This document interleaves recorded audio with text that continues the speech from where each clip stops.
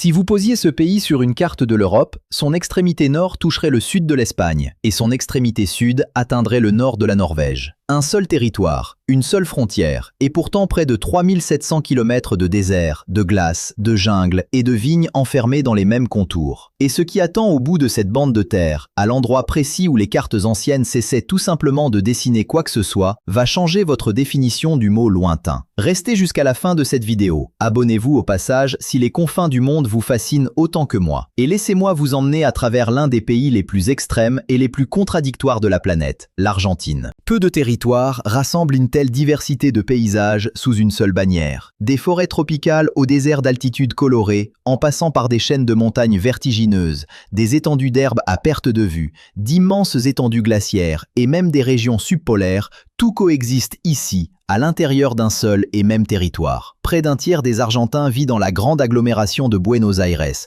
l'une des plus vastes métropoles du continent américain. À l'ouest se dresse l'Aconcagua, qui culmine à 6961 mètres, le plus haut sommet en dehors de l'Asie. Plus au sud, en pleine Patagonie, s'étendent certains des plus grands champs de glace de la planète hors des calottes polaires, dont le célèbre glacier Perito Moreno, l'un des rares géants de glace encore debout sur Terre, qui continue de précipiter régulièrement des blocs entiers dans les lacs à ses pieds. Sur la côte atlantique se rassemblent baleines, orques, éléphants de mer et des millions de manchots, dans l'un des sanctuaires sauvages les plus importants d'Amérique du Sud. Et tout au sud se tient Ushuaia, la ville la plus australe du monde, porte d'entrée vers l'Antarctique. Peu de nations réunissent avec une telle intensité des mondes naturels aussi radicalement différents. Face à tant de merveilles, ne perdons pas une seconde de plus. Notre voyage commence tout au nord, au cœur des Andes, l'épine dorsale du continent sud-américain. Une région qui n'impressionne pas seulement par ses monuments, mais par la sensation même de traverser un monde plus ancien que le temps. Depuis plus de 10 000 ans, la quebrada de Humahuaca serpente comme un immense corridor à travers les Andes du nord argentin. Bien avant l'apparition des routes modernes, les peuples autochtones empruntaient déjà ce passage comme voie commerciale entre les hauts plateaux andins et les plaines sud-américaines. Aujourd'hui encore, le paysage porte les traces de cette histoire millénaire. La gorge s'étend sur plus de 150 km et figure au patrimoine mondial de l'UNESCO. Mais ce ne sont pas uniquement ces trésors culturels qui retiennent les visiteurs. Les montagnes environnantes ressemblent à une palette de couleurs démesurées. Rouge, orange, jaune, vert et violet se superposent dans les strates rocheuses, racontant des millions d'années de bouleversements géologiques. Le village le plus connu de cette région se nomme Purmamarca. Depuis des siècles, ses maisons en pisé, ses ruelles étroites et ses petites places résistent aux rigueurs de ce haut plateau aride. Mais la véritable raison de sa renommée se dresse juste derrière les habitations. C'est là que surgit le Cerro de los Siete Colores, la montagne aux 7 couleurs. Ces strates s'illuminent de rouge, de rose, d'orange, de vert, de jaune et de violet. Chacune née d'une époque géologique différente, chacune racontant un temps où mer, désert et massifs montagneux se sont succédés sur ce même sol. À chaque rayon de soleil, les teintes de la roche se transforment. Les ombres glissent sur les pentes et donnent à la montagne une allure presque vivante, comme un tableau gigantesque façonné par la nature sur des millions d'années. Et cette toile picturale n'est pas la seule de la région. Juste derrière elle attend Hornocal. Bien au-dessus de la quebrada de Humahuaca se dresse une chaîne montagneuse démesurée, dont les flancs se couvrent d'une multitude de teintes. Surnommée la montagne aux 14 couleurs, Hornocal compte parmi les paysages les plus spectaculaires du pays. À plus de 4300 mètres d'altitude, un panorama s'ouvre soudain, plus proche d'une œuvre d'art numérique que d'un paysage réel. Malgré sa splendeur, Hornocal demeure relativement isolé, ce qui renforce encore l'impression de se tenir en un lieu que peu d'êtres humains ont eu la chance de contempler. Le silence du haut plateau, l'air raréfié et ses teintes écrasantes créent une atmosphère qui fait de ce site l'une des merveilles naturelles les plus singulières d'Amérique du Sud. Mais au fond des vallées Calchaquí se cache un paysage qui semble appartenir à un monde totalement étranger. La quebrada de las Flechas, la gorge des flèches,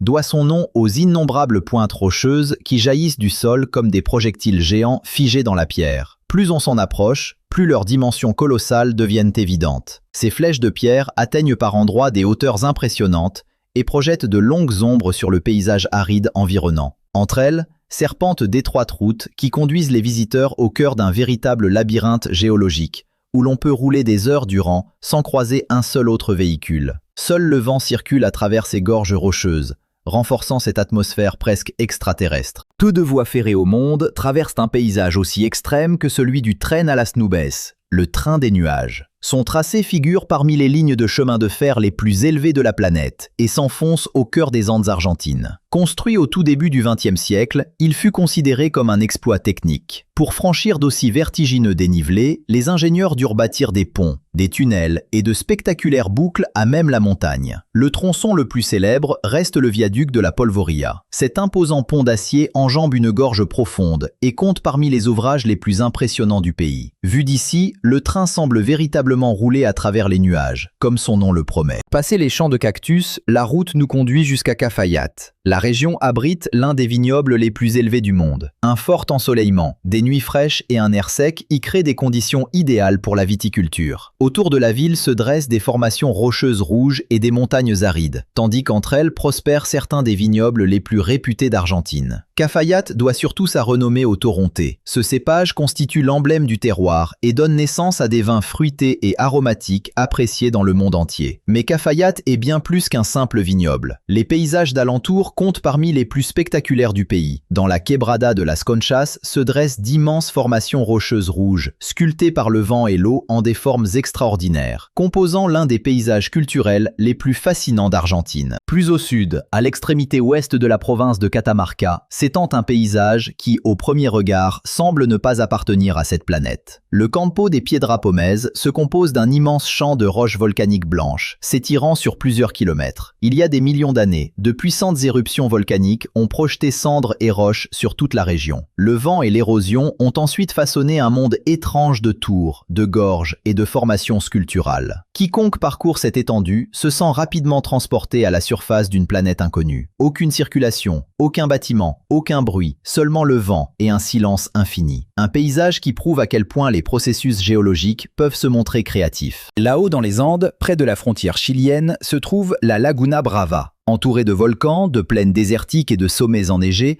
elle compte parmi les merveilles naturelles les plus reculées d'Argentine. Malgré cet environnement hostile, des flamants roses parcourent ces eaux peu profondes. Le paysage y est dominé par des volcans dont les sommets dépassent fréquemment les 6000 mètres. Leur silhouette se reflète dans les eaux de la lagune, composant une scène d'une beauté saisissante. L'immensité paraît sans limite, et le ciel semble ici plus proche qu'ailleurs. Encore plus au sud attend un paysage qui mérite pleinement son surnom. Ischigualasto, plus connu sous le nom de Vallée de la Lune, évoque la surface d'un astre étranger.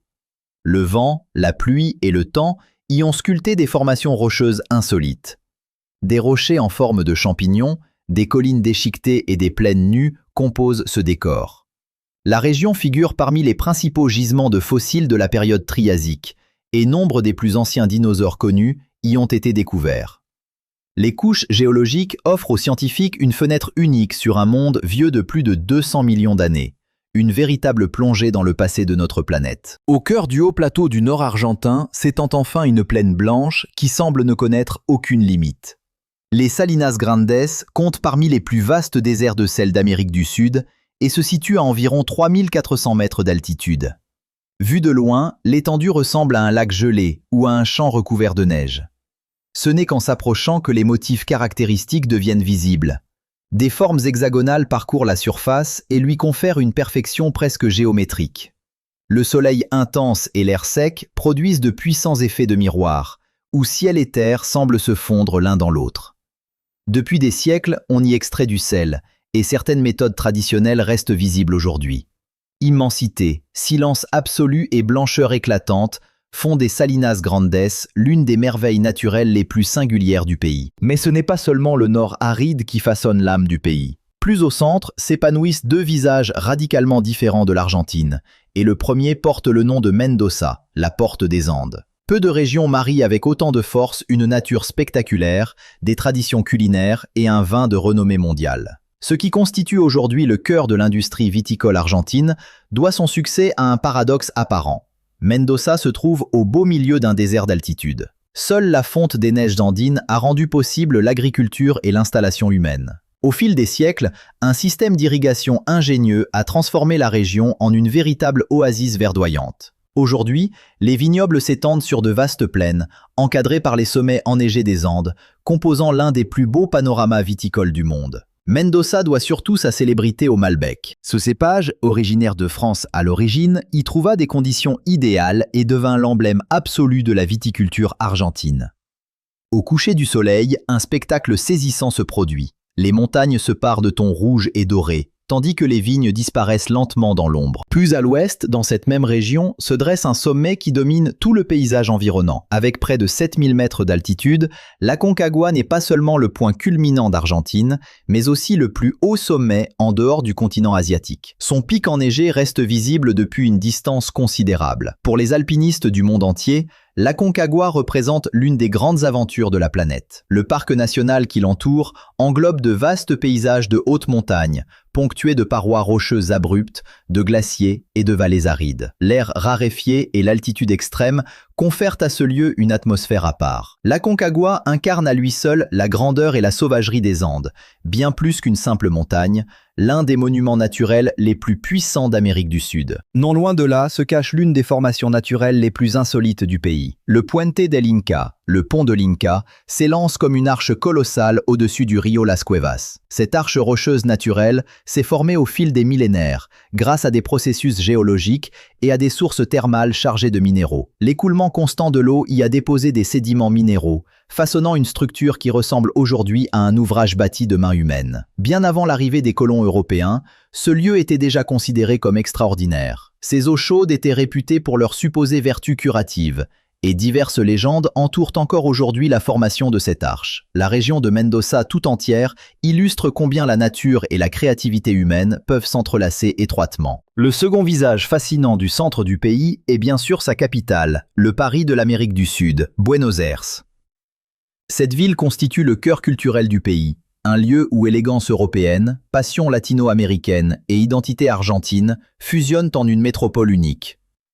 Avec ses larges avenues, ses palais historiques, ses quartiers animés et une atmosphère à la fois nostalgique et résolument moderne, Buenos Aires compte parmi les villes les plus fascinantes du monde. Son histoire débuta au XVIe siècle, sous la forme d'une modeste colonie établie sur les rives du Rio de la Plata. Au fil des siècles, la ville devint l'un des ports les plus importants d'Amérique du Sud, attirant des millions d'immigrants venus d'Europe. Au centre de la ville se trouve la Plaza de Mayo, le cœur historique et politique du pays. Depuis des siècles, les chapitres décisifs de l'histoire argentine s'y écrivent. Manifestations, rassemblements politiques et célébrations nationales s'y déroulent, entourés de certains des bâtiments les plus emblématiques du pays. Juste en face se dresse la célèbre Casa Rosada. Ce palais présidentiel à la façade rose compte parmi les symboles les plus reconnaissables d'Argentine. Depuis son balcon, de nombreux présidents se sont adressés à la population, parmi lesquels la légendaire Eva Perón, dont le nom reste, aujourd'hui encore, indissociable de l'histoire argentine. Son visage orne encore les façades et les balcons de la ville, tout comme celui de deux footballeurs tout aussi légendaires, Diego Maradona et Lionel Messi. En tant que l'une des capitales mondiales du football, ce sport dépasse depuis longtemps le simple statut de discipline sportive. Il fait partie intégrante de l'identité locale. Cette ferveur éclate particulièrement lors des matchs des clubs historiques de la ville. Peu de métropoles vivent et respirent le football avec une telle intensité. À quelques rues de là, se dresse le monument sans doute le plus reconnaissable de la capitale, l'obélisque de Buenos Aires, planté au beau milieu de l'avenue du 9 juillet. Cette artère est considérée comme l'une des voies urbaines les plus larges du monde, à l'image des dimensions démesurées de cette métropole, où vivent près de 17 millions de personnes. C'est ici que les habitants célèbrent les victoires sportives, les grands événements nationaux et les moments marquants de leur histoire commune. Pourtant, Buenos Aires ne vit pas uniquement de ses monuments.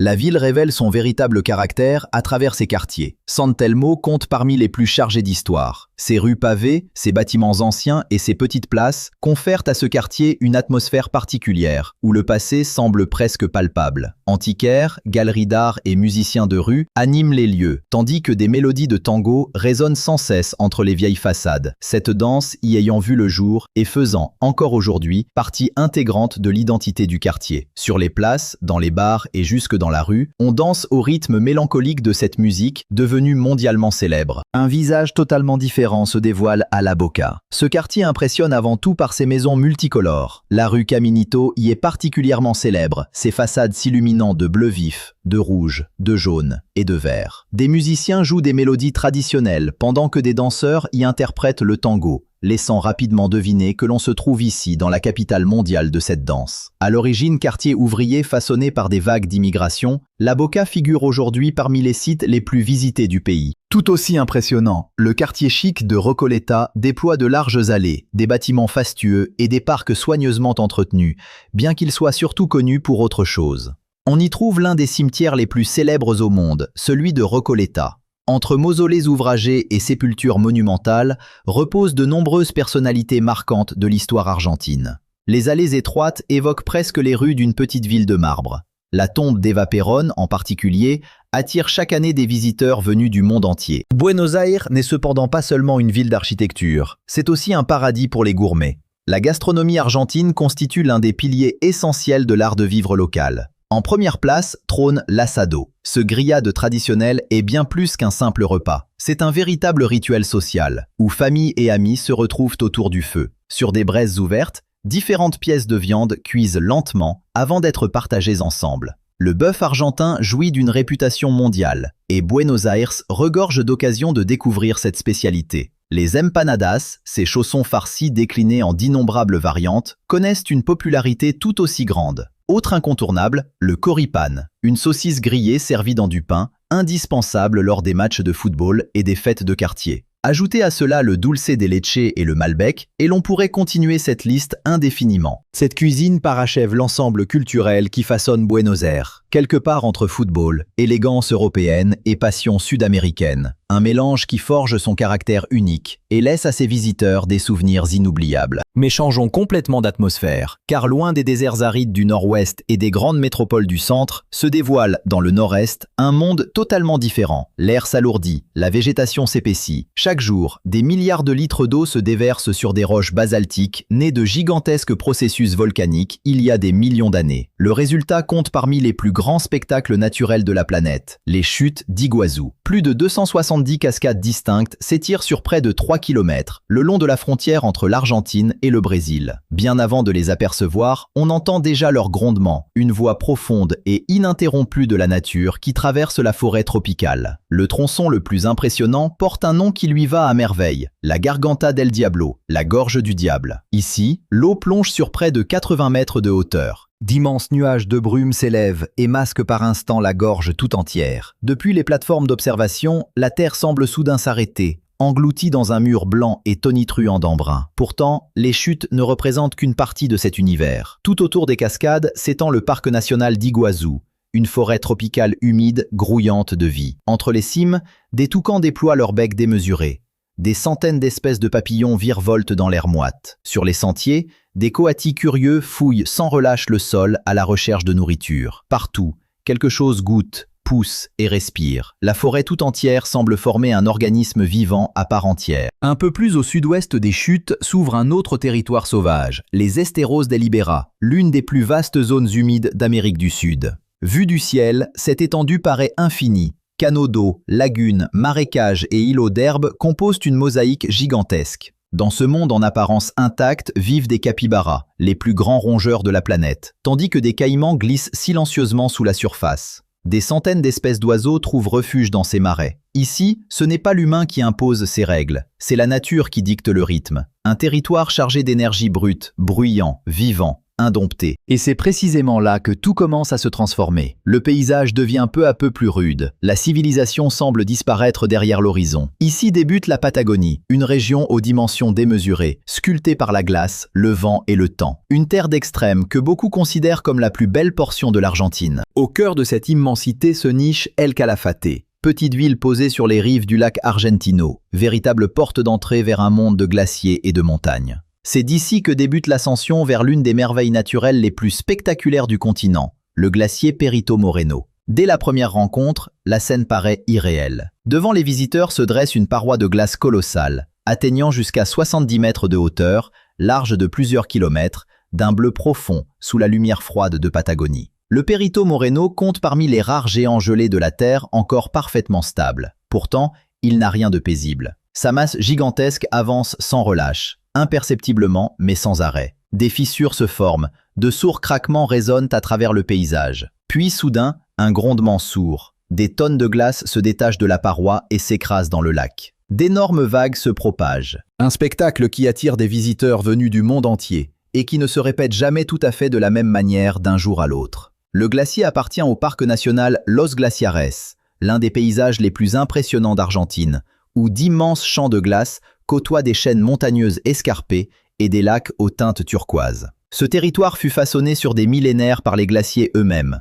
De profondes vallées se sont creusées, des montagnes ont été polies jusqu'à l'os, et des lacs entiers se sont remplis d'eau de fonte. Plus au nord se trouve El Chaltén, petit village considéré comme la capitale argentine de la randonnée. D'ici partent des sentiers qui s'enfoncent directement au cœur des Andes patagoniennes, chacun ouvrant sur des perspectives qui comptent parmi les plus spectaculaires du monde. Au-dessus de tout cela trône le Fitzroy. Son sommet granitique caractéristique jaillit tel un obélisque de pierre au-dessus du massif environnant. Pour beaucoup, il représente à lui seul le symbole de la Patagonie. Au lever du soleil surtout, la montagne se transforme en un véritable prodige naturel. Les premiers rayons frappent ses parois abruptes et les embrasent de teintes orange et rouges intenses. Pendant quelques minutes à peine, le sommet tout entier semble être en feu. Non loin de là se dresse le Cerro Torre, plus dramatique encore, plus irréel encore. Sa fine aiguille de granit reste fréquemment enveloppée de nuages, et le brouillard lui confère une allure presque mystique. Nombre d'alpinistes le considèrent comme l'un des sommets les plus difficiles au monde. Mais même ces montagnes légendaires ne marquent pas la fin de cette nature sauvage. Tout au sud de la Patagonie s'étend le parc national Perito Moreno, où seules de vastes plaines, des lacs solitaires et un silence écrasant attendent le visiteur. Des guanacos parcourent ce territoire. Depuis des millénaires, ils arpentent cette steppe rugueuse, bravant des hivers glacés, un soleil brûlant et les tempêtes redoutables du sud. Pour les peuples autochtones, ils furent longtemps essentiels à la survie, et aujourd'hui encore, ils demeurent indissociables de la Patagonie. La Patagonie, une terre de glace et de roches, de tempêtes et de silence. Un lieu où la nature tient encore le premier rôle. Et plus l'on avance vers le sud, plus grandit cette sensation étrange d'avoir véritablement atteint le bout du monde. Après les glaciers démesurés de Patagonie, le décor se métamorphose une fois de plus. La glace recule peu à peu à l'arrière-plan, les plaines arides s'effacent. À leur place apparaissent des forêts denses, des lacs bleus profonds et des chaînes montagneuses couronnées de neige. Nous ne sommes pourtant ni en Suisse ni au Canada. C'est bien la région des lacs argentines. Ici, le long des Andes proches de la frontière chilienne, s'étend l'un des plus beaux paysages du continent. Le cœur de cette région porte le nom de San Carlos de Bariloche. Nichée entre montagnes et lacs, la ville compte parmi les destinations préférées des voyageurs en Argentine. Dès l'arrivée, son architecture surprend par son originalité. De nombreux bâtiments évoquent les villages alpins d'Europe, avec leurs maisons de bois, leurs bardeaux et leurs façades de pierre. Mais le véritable trésor de la région se révèle hors des limites de la ville.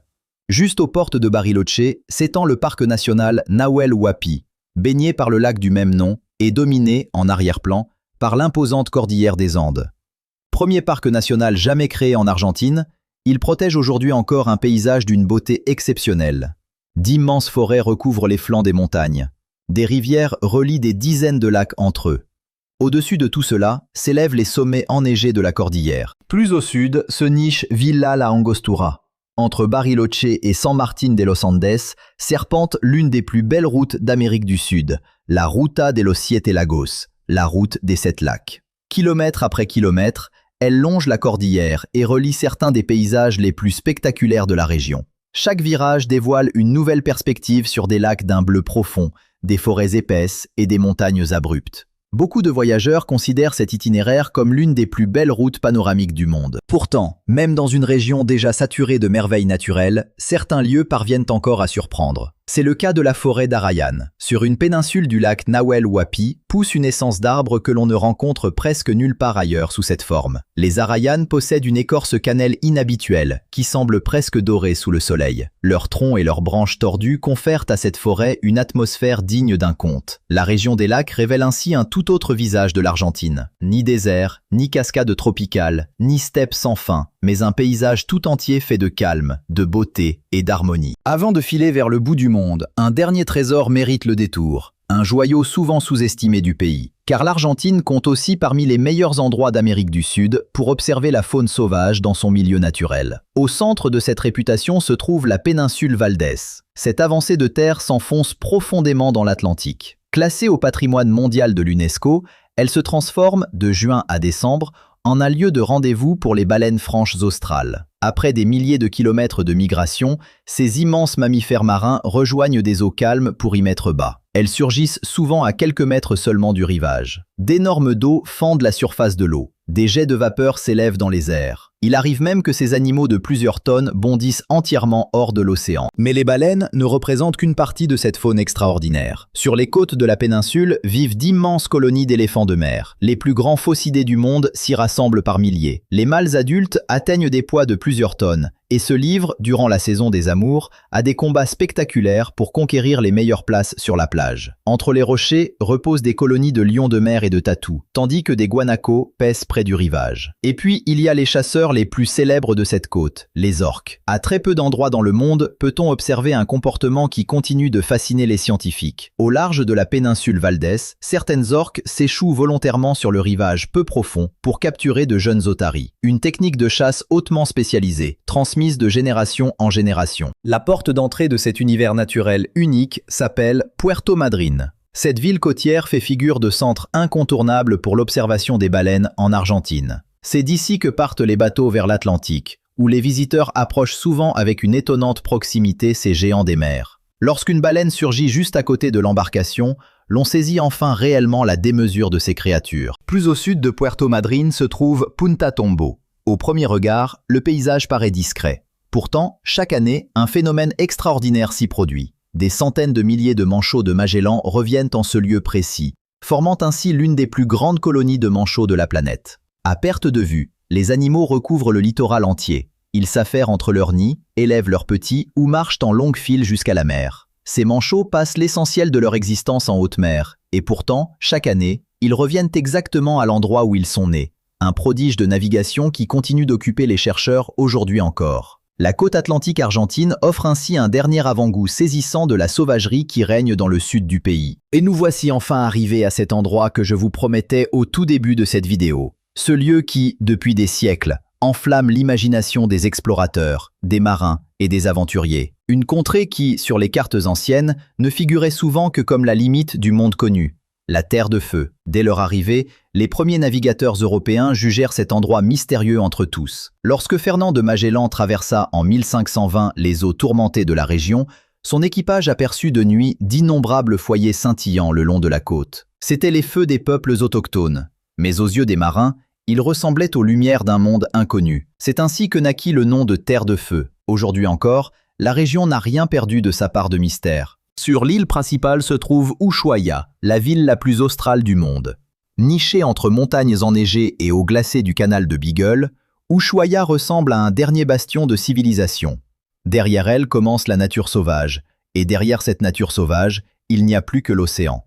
Sa situation est unique. Des flancs montagneux abrupts s'élèvent juste dans le dos des habitations. C'est d'ici que partent les expéditions vers l'Antarctique. D'ici que des voyageurs s'élancent vers les régions les plus reculées de notre planète.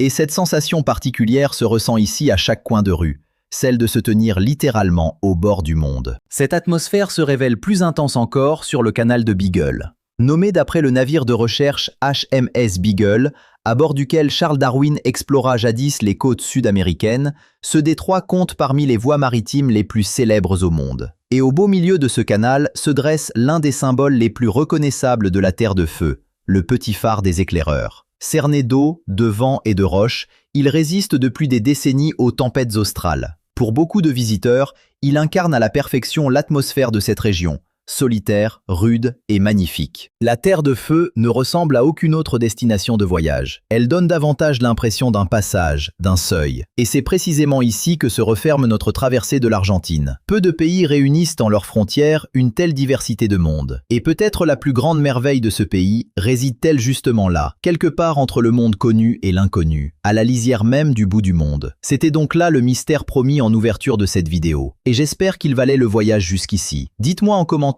quel paysage argentin vous a le plus surpris. Et si cette traversée vous a plu, n'hésitez pas à jeter un œil à notre prochaine vidéo consacrée aux merveilles cachées du Chili voisin, de l'autre côté de cette même cordillère.